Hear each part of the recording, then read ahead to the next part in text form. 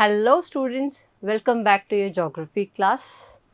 Now we are going to discuss the second part of our chapter number 7 जो हमने पिछली class में, इससे पिछले वाली क्लास में हमने जो चैप्टर 7 शुरू किया था. नाम क्या है चैप्टर का? The life in the desert region. तो उसमें दो टॉपिक्स थे. One is the life of the people of Sahara. Sahara desert के बारे में हमने डिस्कस किया. आज की क्लास में हम लद्दाख डेजर्ट के बारे में डिस्कस करेंगे. Sahara was the hot desert and Ladakh is a cold desert. Sahara is the world's largest and hottest desert and Ladakh की बात करें तो इंडिया का ये इकलौता कोल्ड डेजर्ट है. So in that part we have discuss about the world's concern and in today's class we will discuss about the India's concern, क्योंकि हम लद्दाख को डिस्कस करने जा रहे हैं. लद्दाख क्या है? यूनियन टेरिटरी या स्टेट? It is a UT. Recently 2019 में इसको रीस्टैब्लिश किया गया है. So our today's topic is the cold desert Ladakh. Now for the desert region हमारे फिर से वही तीन रहेंगे. Low rainfall, then less vegetation या extreme less vegetation, and third जो फाइनल था वो था क्या हमारा? टेम्परेचर जो इसे हॉट और कोल्ड में डिवाइड करते हैं. तो डेजर्ट की तीन क्वालिटीज, तीन prominent features, but to differentiate or to segregate the deserts का डिवाइड करने के लिए हमें टेम्परेचर का कंसर्न लेना पड़ता है. उसी के बेसिस पे हम hot and cold desert divide करते हैं. तो शुरू करते हैं आज की क्लास हमारे लद्दाख द कोल्ड डेजर्ट के टॉपिक से. ये है हमारा लद्दाख का position on India's map. Ladakh India के एक्सट्रीम नदन में बिल्कुल ऊपर की तरफ रह जाता है अगर आपने कभी इंडिया का मैप प्रॉपरली नोटिस करके पढ़ा हो तो. अर्लियर ये जो सारा रीजन है ये कहलाता था जम्मू कश्मीर, बट कुछ साल पहले इसका फिर से डिवीजन हुआ है ना. जम्मू कश्मीर इतने से एरिया में कंस्ट्रेंट रह गया है and the remaining part you can see over here it is Ladakh. So Ladakh is a cold desert lying in extreme northern part of India. यहाँ से एक मेन रिवर जाती है इंडस और उसकी कुछ ट्रिब्यूटरीज जाती हैं. वेजिटेशन एक्सट्रीम लेस है, रेनफॉल एक्सट्रीम लेस है. उल्टा यहाँ पे हाइट जिसको कि ऑल्टीट्यूड बोलते हैं ज्योग्राफी में, तो ऑल्टीट्यूड या हाइट की वजह से the temperature remains extreme low. In that case instead of precipitation in the form of water, in what form precipitation occurs over here? Snow. तो यहाँ पे स्नोफॉल होती है इंस्टेड ऑफ रेनफॉल. ऐसा नहीं कि रेनफॉल बिल्कुल नहीं होती है, but majority precipitation occurs in the form of water. So this is the location of Ladakh and the main river that passes through Ladakh और the main natural source of water that passes through Ladakh is Indus River and few of its tributaries and distributaries. These 2 points are related to the rivers flow. बात करते हैं इसके कुछ important features की. So this land Ladakh is also known as Khapa Chan. Ladakh को किस नाम से बुलाते हैं? खापा चैन के नाम से भी बुलाया जाता है and its meaning is snow land, बर्फ की जगह. Then it lies in the great Himalayas. अगर हम बात करें हमारे नदर्न माउंटेन्स की, one of the important features of India, geographical features की बात कर रहे हैं, and that you have already read in 6th class as you are in 7th now. तो वहाँ पे हम 6 physical features की बात करते हैं जिसमें northern mountains एक important है. Within northern mountains there are 3 division: greater Himalayas, lesser Himalayas and lower Himalayas.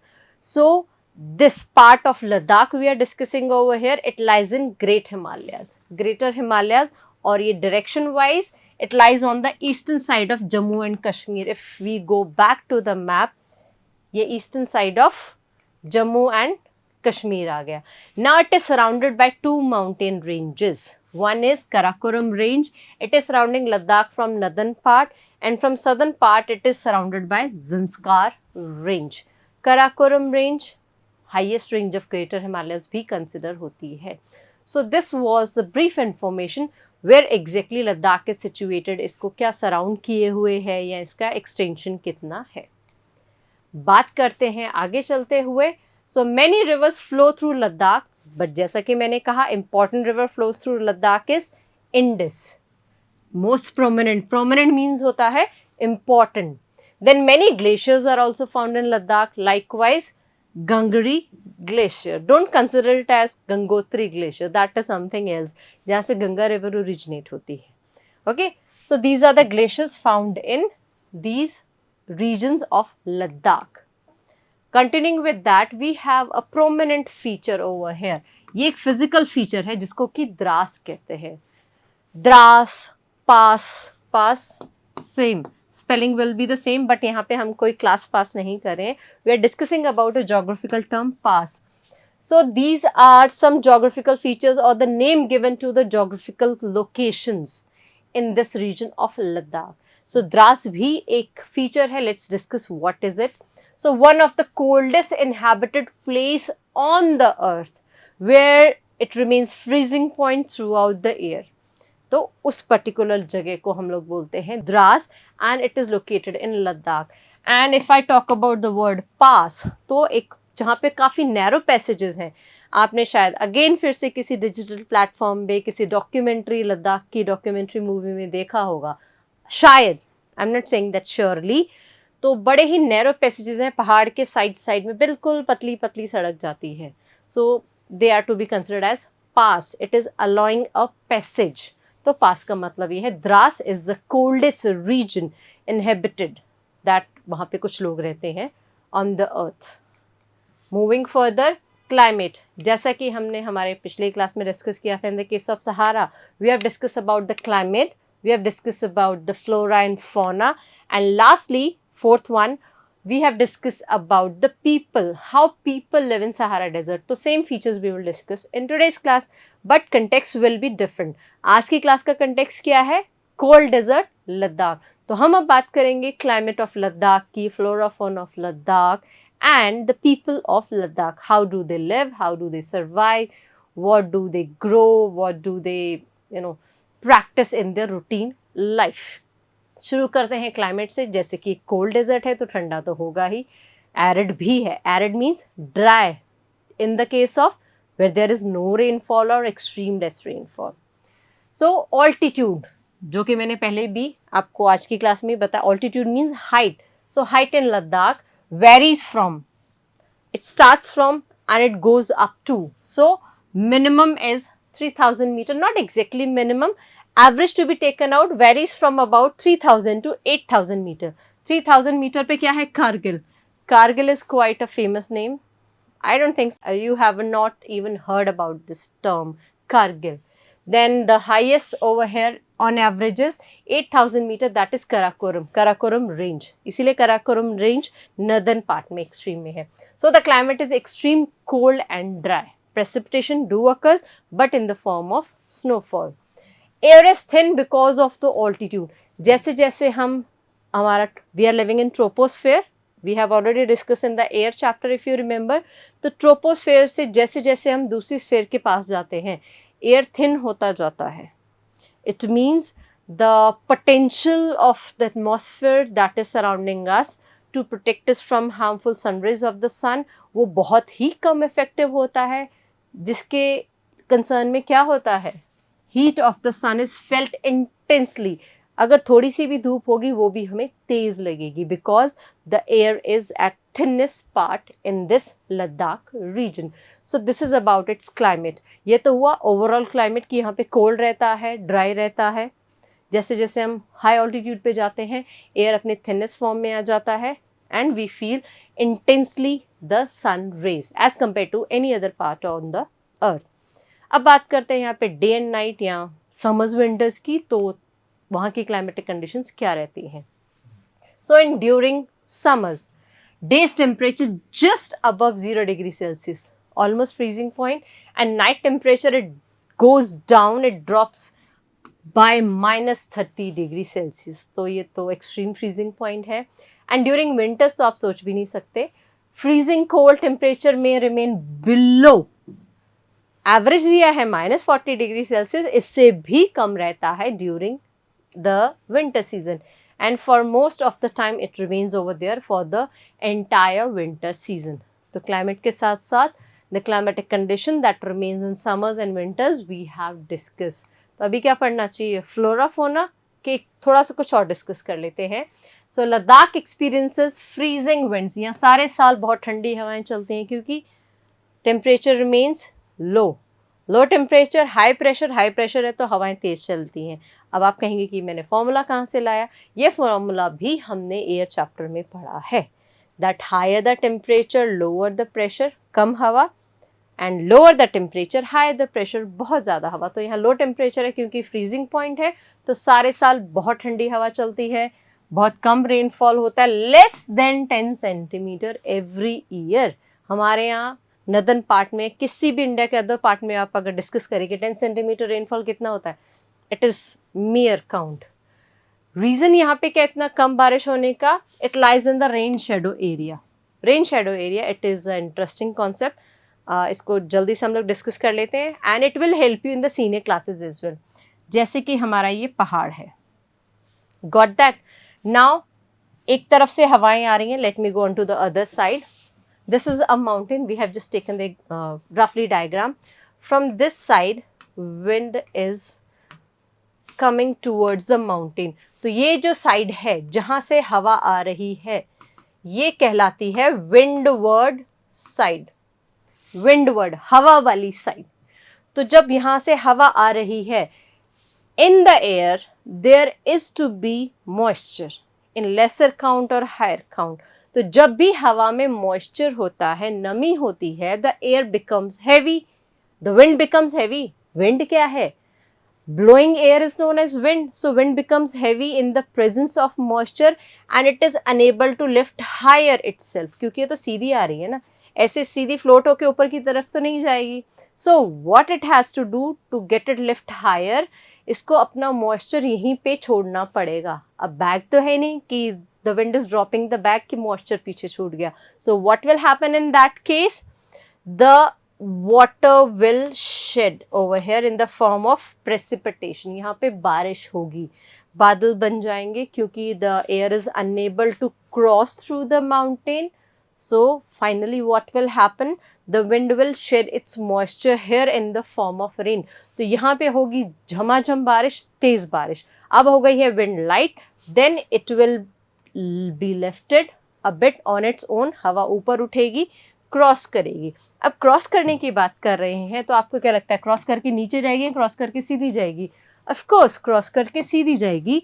जो भी लाइट विंड होगी, the remaining light wind will pass on the top of it or from the top of it and will go straight. It will not come down.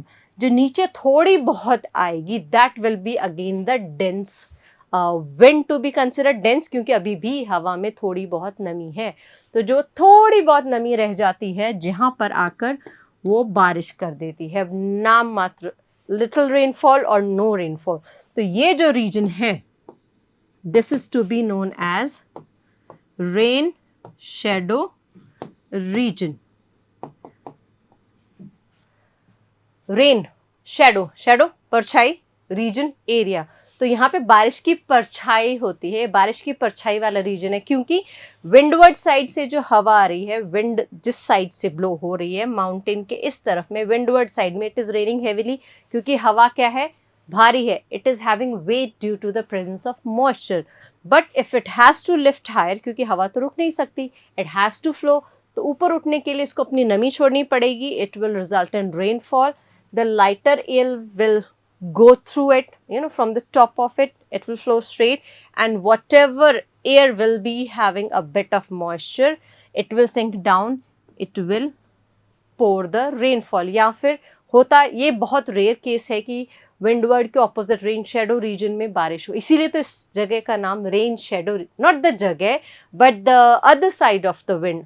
Other side means one is the windward side, other is rain shadow reason. तो windward side का opposite side हमेशा बारिश की परछाई वाला reason होता है, बारिश की परछाई वाला रीजन, क्योंकि यहाँ पे बारिश या तो बहुत कम होती है या होती नहीं है, तो just rain shadow region. Simple concept but interesting fact. I hope it is clear to you.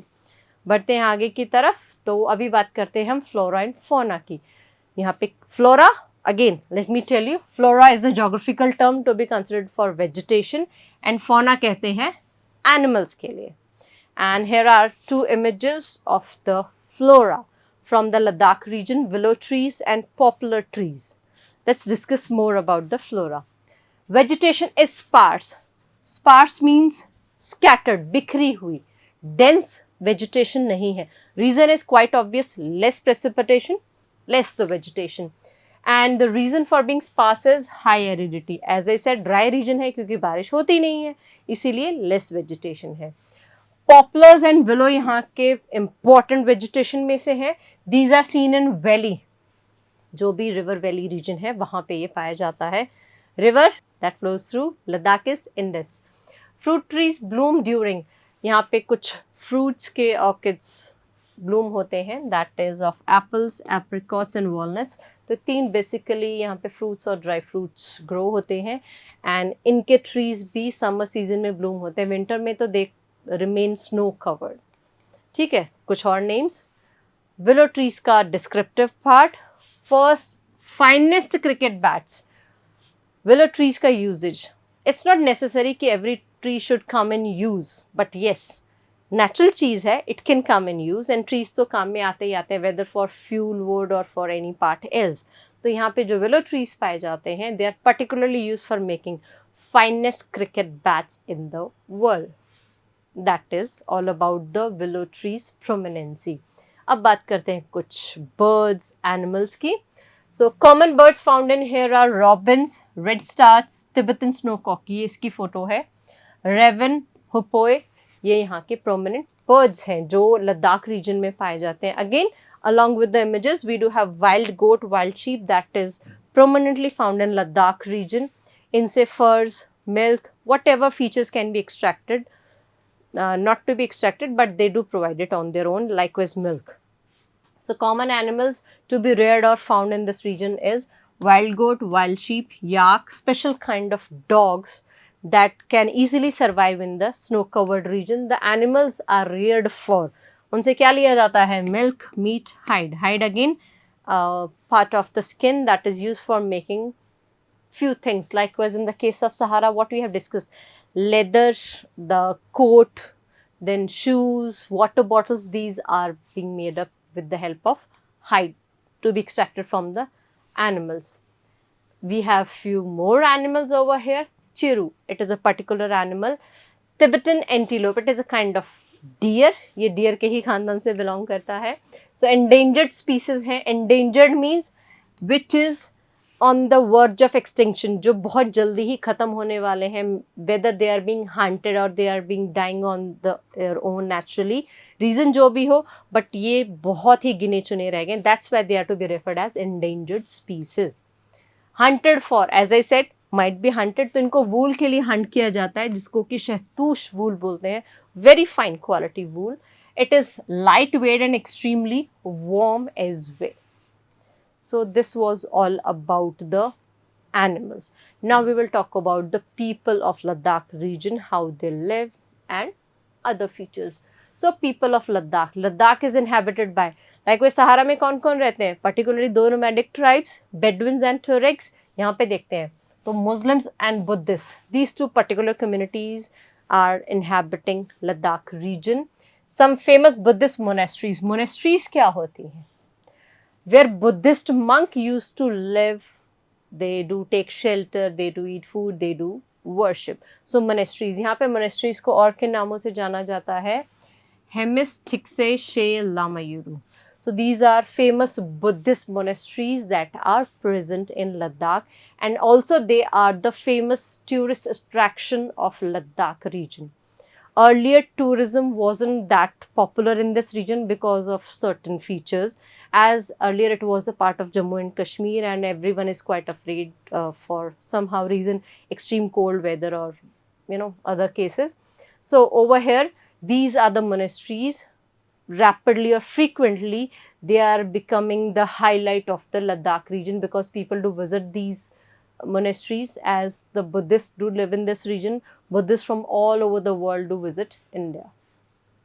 During summers they do grow some vegetables, crops. So people cultivate barley, potatoes, peas, beans, turnip, shalgam. Then during winters, climate is so harsh that people keep themselves engaged in festivities and ceremonies. As it remains covered throughout the winter season, सो गर्मियों में वो लोग काम करते हैं and winters में what they do, festivals enjoy करते हैं, सेरेमनीज शादी वगैरह they do conduct in winters and these kind of costumes are to be worn by the people of Ladakh and within the people to women. So Ladakhi women in traditional dress, such kind of jewelry they do wear. Moving further, Leh is the capital of Ladakh, but in the case of Sahara, we have not discussed that because Sahara is spread in 11 nations. It doesn't have a particular capital over there, as Ladakh is a UT, so it has its capital as Leh. It is well connected by road and air network from all over India, if not from everywhere, but from the specific, likewise from Delhi we do have air connectivity very well. National highway number 1, there are numerous national highways, they are running all over India. तो जो Ladakh region को India से, rest of the part of India से connect करता है वो है national highway number 1. It connects Leh to Kashmir valley through the Zojila pass. Remember अभी आपको थोड़ी देर पहले मैंने पास बताया था, रास्ता, पैसेज, तो इस पैसेज का नाम है जोजिला. ये काफ़ी अच्छे ऑल्टीट्यूड पर सिचुएटेड है. ये फिर से कुछ विजुअल्स हैं as the tourist places from all over Ladakh. Tourism is an important economic activity in this region. We have already discussed, because in winters people are almost free, they remain free due to the overlying snow level everywhere. हर जगह बर्फ ही बर्फ होती है, बर्फ से layers बनी बनी ढक जाते हैं, पेड़ पौधे सब कवर हो जाते हैं. So what else people can do, तो वहाँ पे टूरिज्म को उन्होंने एक अच्छा इनकम सोर्स जनरेट किया है. Natural and cultural landscape attracts, culture में यहाँ के कल्चर को इनवाइट करते हैं लोगों के लिए कि please do come visit us, visit our culture, do know about us. So natural and cultural landscapes attracts tourist for different parts. For more features, life of people is undergoing changes. Sahara में life of people कैसे change हो रहा था, due to the discovery of minerals, जैसे oil, gas and others gases और other minerals वहाँ पे discover हो रहे हैं. They are permanently found. वहाँ पे एग्रीकल्चर ग्रो हो रहा है. So over here also the life of people is changing. वहाँ पे नोमैडिक पीपल अब नोमैडिक लाइफ छोड़कर परमानेंट सेटल लाइफ जीने लग गए हैं, as they don't have to now move further in the place of food and shelter. वो एक जगह रह के काम कर सकते हैं. तो यहाँ पे लाइफ कैसे चेंज हो रही है, reason is modernisation, tourist are coming, income is growing, likewise features. But people of Ladakh continue to live in a balance and harmony with nature. They don't want to harm the nature. They do want to grow, they do want to develop, but not in the condition that they have to harm the nature. So they are quite harmonious people. Due to scarcity of resources, particularly water and fuel. Water, less or extreme low rainfall, fuel. In the absence of wood, क्योंकि vegetation ही बहुत sparse है यहाँ पे, they are used with reverence and care. बहुत ही ध्यान से यहाँ के लोग water और fuel को utilize करते हैं. Nothing is discarded or wasted. Pollution यहाँ पे least या extreme less है, and that entire contribution or that entire credit can be given to the people of Ladakh. So आज की क्लास में हमने पढ़ा, again repeating, लद्दाख के बारे में, बट क्या पढ़ा, इसके इम्पॉर्टेंट फीचर्स के बारे में, कैरेक्टरिस्टिक्स के बारे में in the terms of climate during summers, winters, flora and fauna, how the people live in this region. ये सारा कुछ हमने आज के चैप्टर में डिस्कस किया. तो इसी के साथ हमारा ज्योग्राफी का पार्ट यहीं पे ख़त्म होता है, but soon we will catch up in some other class. तो टाइम है अभी एक रिविजन का, quick revision within the 2 question itself. तो हमारा फर्स्ट क्वेश्चन है हमारी स्क्रीन पर, what is another name for the cold desert of Ladakh? Khapachan. यही हमने पढ़ा था. थार तो इंडिया का हॉट डेजर्ट है, कालाहारी भी एक हॉट डेजर्ट है जो अफ्रीका में है, गोबी एक ठंडा डेजर्ट है जो कि है चाइना में. So answer will be Khapachan. Which river is most prominent in Ladakh? एक ही तो है, इंडस. तो ये हमारे इंडस. ब्रह्मपुत्र नहीं है, यमुना नहीं है, गंगा नहीं है. So that was all about our chapter number 7, life in the desert region. We have discussed about cold, we have discussed about hot desert. So as I always say, by the end of the class, notes goes on parallel by my either side. You can write them, you can note them down so that they can help you during the revision part. So take care, focus on your studies. See you soon. Bye.